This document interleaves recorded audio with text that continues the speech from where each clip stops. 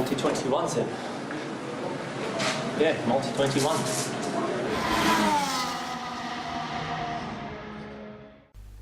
Bonjour à tous et bienvenue dans un nouvel épisode de Multi-21. C'est la preview du Grand Prix le plus clinquant, le plus luxueux, le plus business de la saison, le Grand Prix de Monaco.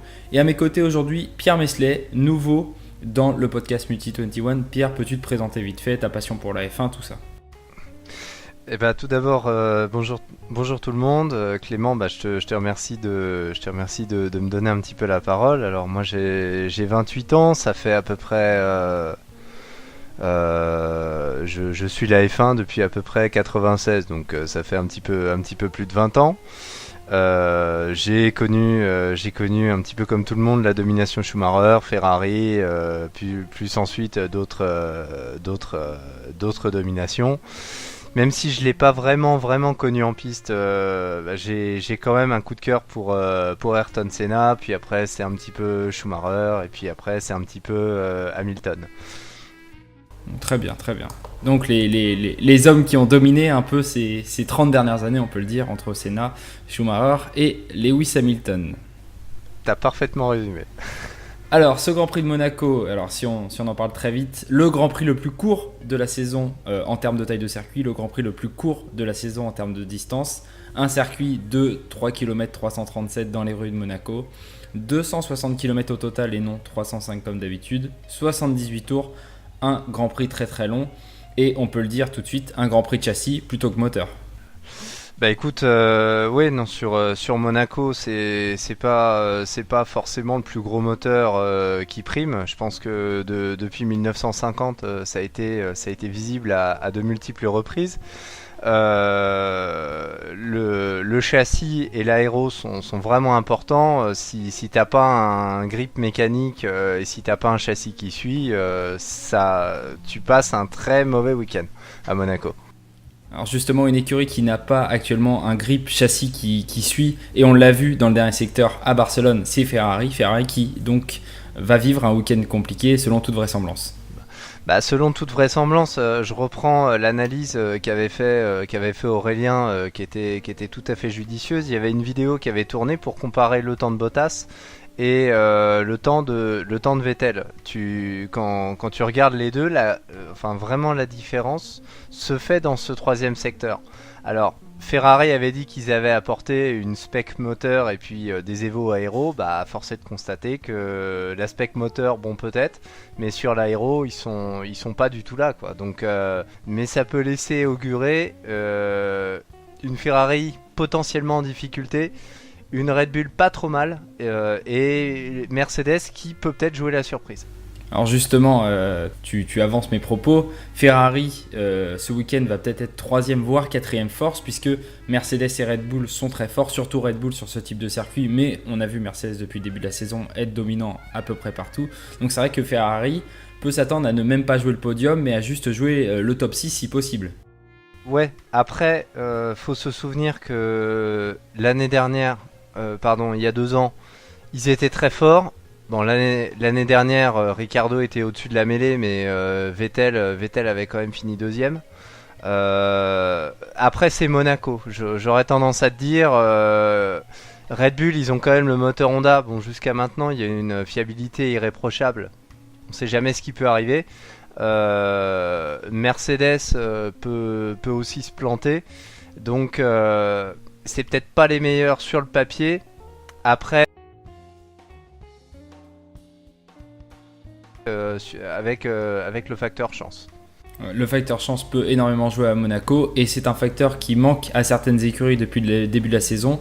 Il y en a 2 où la réponse est évidente, c'est As et Renault. As et Renault qui ont besoin de gagner des points à Monaco, mais je sais pas ce que tu en penses, mais moi je pense que pour ces 2 écuries, surtout pour Renault, ça va être compliqué d'un point de vue châssis comme d'un point de vue moteur d'aller chercher des gros points à Monaco. Renault, on les attendait quand même en début de saison par rapport à ce qu'ils avaient fait en 2018. Donc là, c'est vrai qu'actuellement, c'est décevant. Tu regardes, il n'y a que 12 points avec Ricciardo et Hülkenberg. Bon, t'étais en droit d'attendre autre chose. Je sais pas, enfin clairement je pense pas que Ricciardo refera le même week-end que l'année dernière. Non, ça m'étonnerait, ouais. Ça me paraît très difficile. Après, les miettes à aller chercher, peut-être une 9ème ou une 10ème place, mais plus sur un concours de circonstances que sur la perf pure, clairement.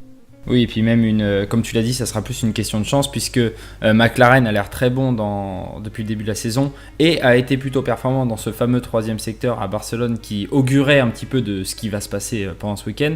On a vu Alfa Romeo en difficulté, ils n'avaient pas encore amené leur nouvelle spec. Je ne sais pas si ça sera le cas pour Monaco, ça n'a toujours pas été annoncé, mais attention à eux aussi qui ont plutôt la performance depuis le début de la saison et surtout à Toro Rosso, qui a été très à l'aise sur les circuits techniques et qui va pouvoir vraiment exploiter tout le potentiel de la monoplace sur ce circuit de Monaco. Après, je me permets de revenir sur McLaren.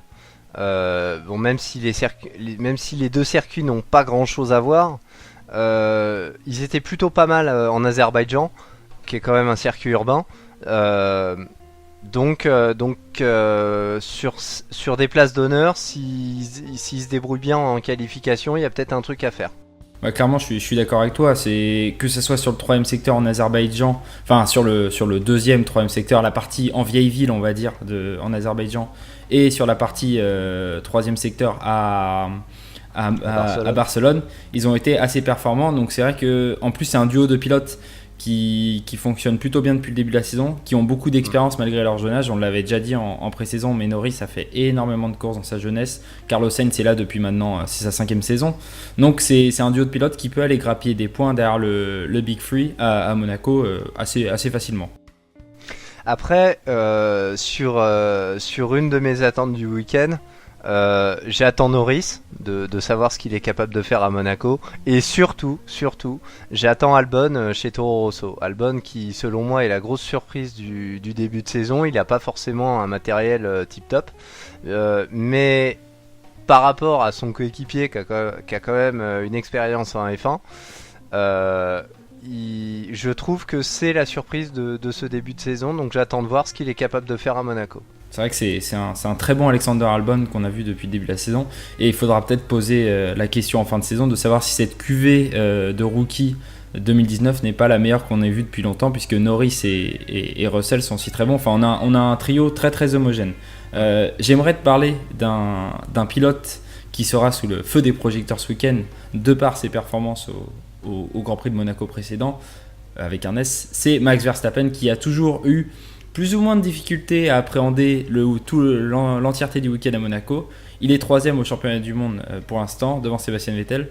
Est-ce que pour toi il peut conserver cette place? Est-ce qu'il peut aller chercher un podium avec sa Red Bull très performante, sachant qu'il est leader de cette écurie? Ou est-ce qu'il va, comme d'habitude, un peu je ne sais pas comment on pourrait le dire, mais un peu se prendre les pieds dans le tapis, comme ça lui arrive assez régulièrement à Monaco? Alors Verstappen, c'est un petit peu compliqué. C'est pas le grand amour avec Monaco depuis qu'il est en F1. Sauf erreur de ma part, je crois que chaque année il lui arrivait quelque chose à Monaco. Soit il n'a pas terminé la course, soit il s'est planté en qualif ou un truc comme ça. L'année dernière, il a en fait ruiné sa course dès les essais libres 3 en pulvérisant sa voiture. Donc du coup, il n'avait pas pu participer à la qualif. Il était quand même remonté 9ème, donc est-ce qu'il a réussi à briser le signe indien depuis l'année dernière? Je sais pas. Je pense que s'il ne fait pas d'erreur, Verstappen, il peut peut-être sortir quelque chose à Monaco. Maintenant, excuse-moi, mais c'est un peu mon côté franchouillard patriote.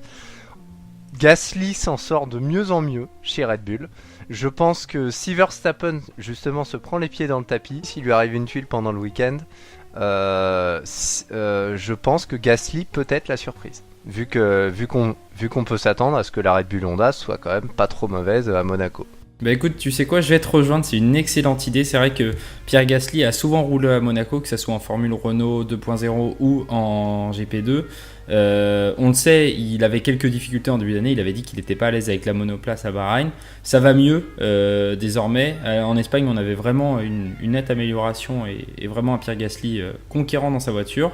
On sait que c'est peut-être l'un des seuls circuits de l'année où tu as raison, il peut dominer son coéquipier de par l'aspect psychologique que Max Verstappen a avec Monaco.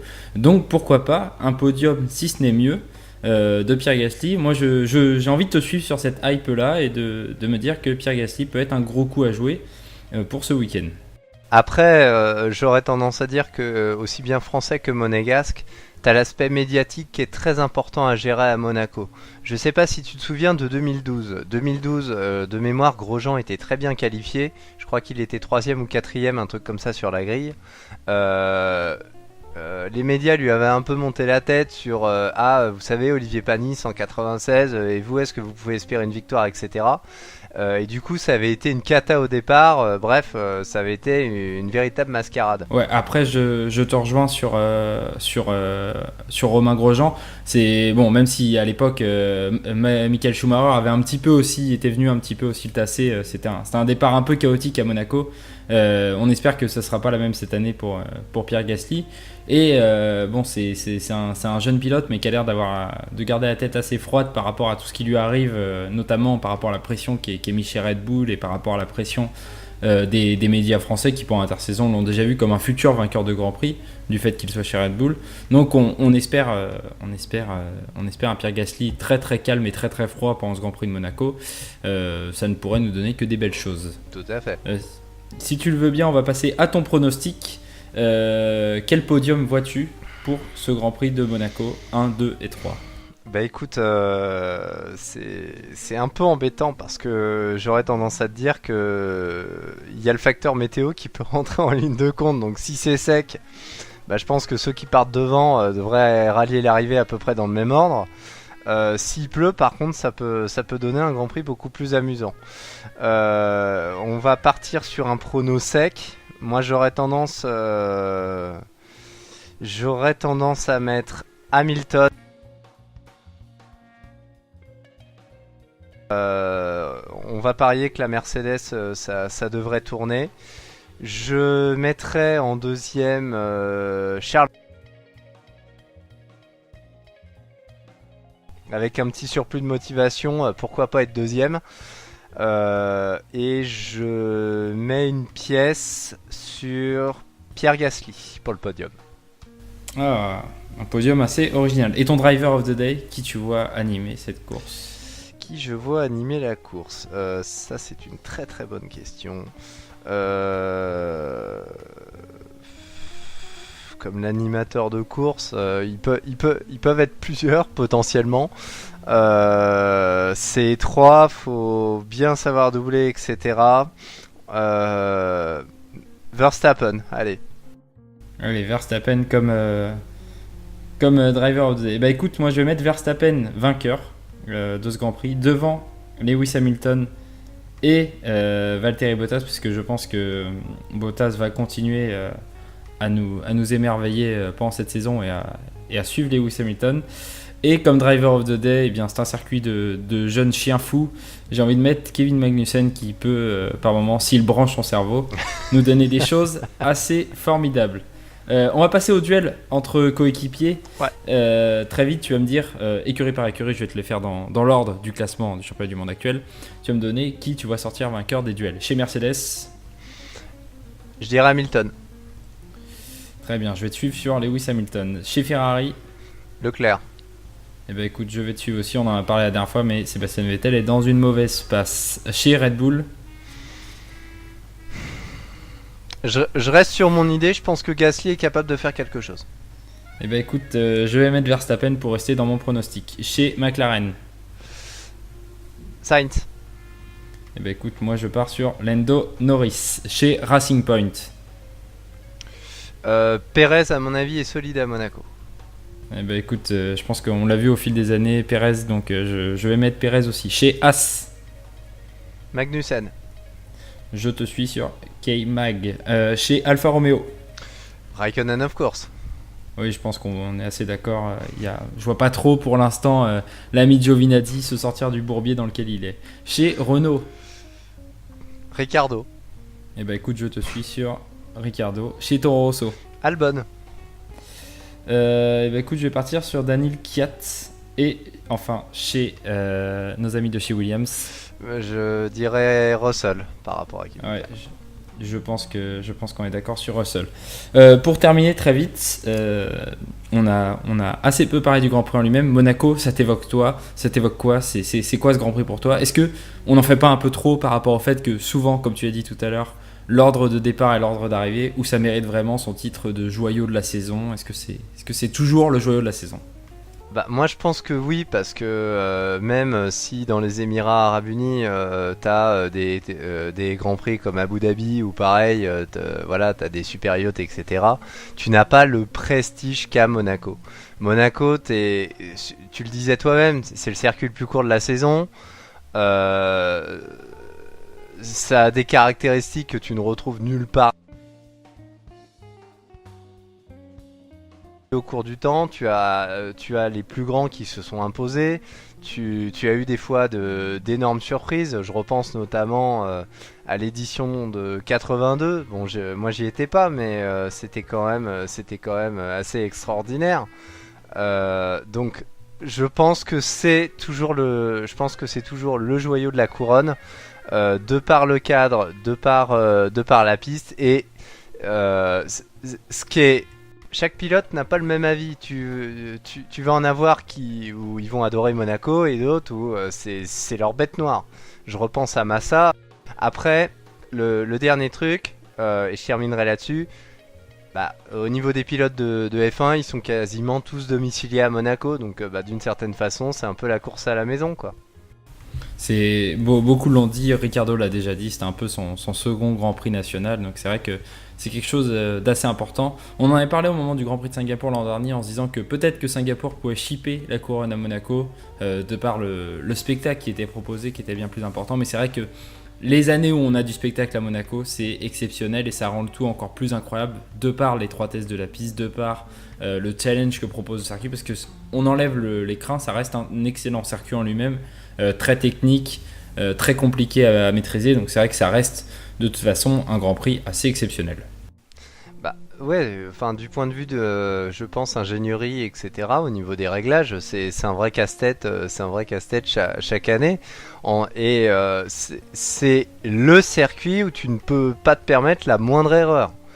La moindre erreur égale le rail. Donc et ça sur quasiment tous les autres circuits, tu le trouves pas. On remarque qu'il y a de plus en plus de dégagements asphaltés, etc.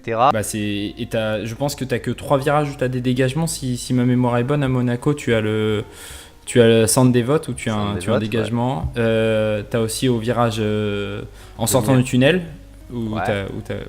Et puis après, Anthony Nogues, où j'en vois aussi. Mais sinon, à part ces 3-là. Peut-être à Mirabeau. À Mirabeau, tu as un dégagement aussi. Tu as Mirabeau aussi. Mais bon. Très étroit, hein. Oui, clairement. Oui, bah oui, entre le mur et le dégagement, il y a très peu d'espace de toute façon. Peut-être un peu plus à centre des votes, mais c'est vrai que pour le reste, c'est assez étroit. Et ben écoute, Pierre, je te remercie d'avoir fait cette preview avec moi de ce Grand Prix. On se retrouvera forcément après le Grand Prix pour débriefer ensemble cette course et voir si tu es un oracle, si tes pronos se sont avérés corrects. Et puis d'ici là, que tout le monde profite de ce beau week-end à Monaco, c'est quand même magnifique. Surtout qu'on aura l'Indy 500 dans le même week-end, c'est le Super Sunday, c'est le meilleur week-end de la saison. Et le Coca-Cola 600 dans la nuit de dimanche à lundi. Et le Coca-Cola 600 pour les fans de NASCAR, ouais. Donc vraiment un super dimanche.